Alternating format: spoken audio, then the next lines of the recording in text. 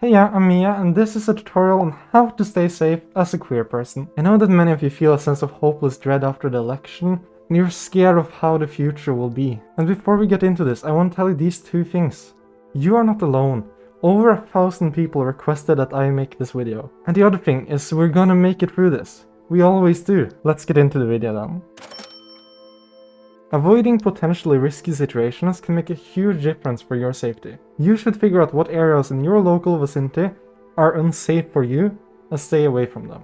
If you are out with your significant other or others, try to avoid public affection in non-gay friendly areas. By that I mean don't kiss your girlfriend in the middle of a rural town in Texas. Cities tend to be safer for stuff like this than rural areas. Know your environment and what's safe to do there. If a dangerous situation occurs around you, you should get out of there as quickly as possible. So if two people start fighting, you don't stand there and watch, you walk away. If there is any angry anti-LGBTQ plus protesters, just go away. This is what will keep you the most safe in those situations. The best way of avoiding a dangerous situation is not getting into one. And if you're gonna go somewhere you know is unsafe as a trans person, you might want to consider girl moding or boy moding depending on what you are, of course.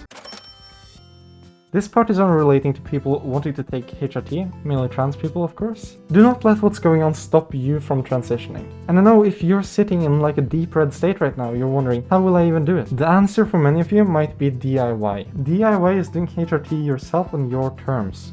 This can be quite dangerous. If you plan to do DIY, you should go to these two websites and read up on it more. Doing DIY will let you transition while you either wait for Trump to get out of office or until you have the money you need to get out of your state or country. But how can this happen? Won't people notice?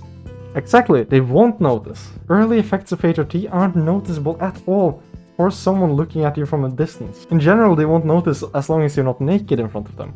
And even then they would probably not know. The effects of feminizing HRT takes many years to fully fledge out. I don't know as much about HRT for trans masks, so if you're a trans mask, please do some research there. But for the trans femme, you can do DIY HRT completely secretly. Worst case scenario, you grow bigger boobs than expected.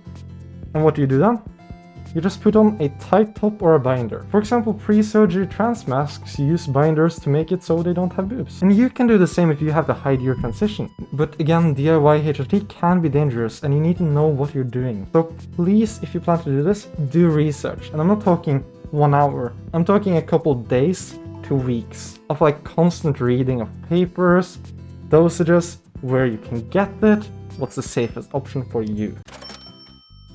If you plan on going out in an unsafe area, you need to take some precautions. One of the best things you can do is going out in a group. Not only will a group make you feel safer, it will make you safer. The risk of someone trying to harm you while in a group diminishes the more people there are. And already when you're 2 people, it falls like crazy. But the more you are, the less chance someone will do anything. Safety in number. If you're going out alone in an unsafe area, try not to look too gay. Don't wear any distinguishers, I'll show you an example. Do not wear a trans flag belt, that's stupid. Don't do that in that situation. It's also very important to be aware of your surroundings when going out alone. Pay attention to what people you have around you, where you can go in case something happens. And if you listen to music, only wear one earbud.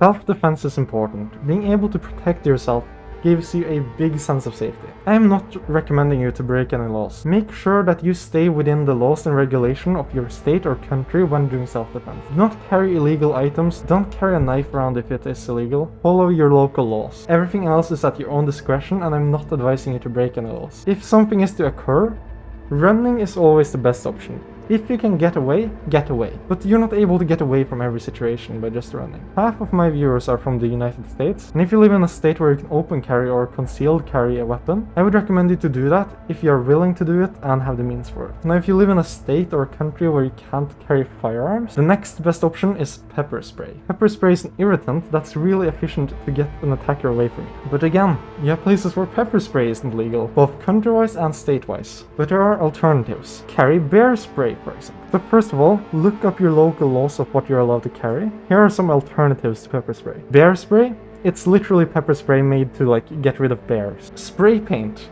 Yes, spray paint. First of all, if someone tries to attack you or do something to you, and you start spraying anything, they'll get worried. But having paint in your eyes hurt a lot, and you will blind them, so it's quite a good option in that case. Also, if they try to do something illegal, you have marked them. If you trust the local police, It's quite easy for them to find a person sprayed down in hot pink. Insect sprays like Raid will also work in this case.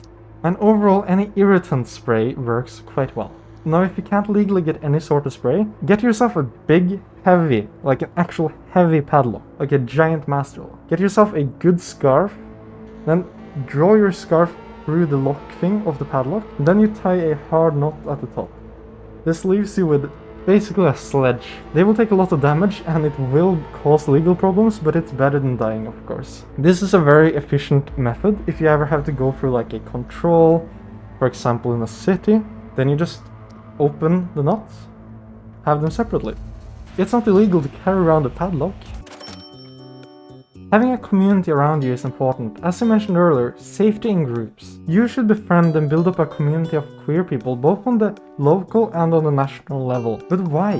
Why build up this big community? It seems like a lot of effort, right? Working together as a community gives you new opportunities. As a community, you can take care of each other. If someone gets kicked out of their house for being queer, then as a community you will have enough money and resources to get them somewhere else to be, or to move in with someone in the community. Or if someone needs funds for DIY, you can fundraise that as a community. Standing together is very important for making it through tough times. The forthcoming years will be tough times, especially for you Americans. Please do take care of each other. We need to stand strong together. Thank you all for watching this video, and a special thanks to BadGuy292 and my other Buy Me a Coffee supporters. You make what I do possible. Also, if you're literally watching the outro, you might as well subscribe and make a comment below. It means a lot to me. Thank you so much for watching. I hope you enjoyed the video. Mwah!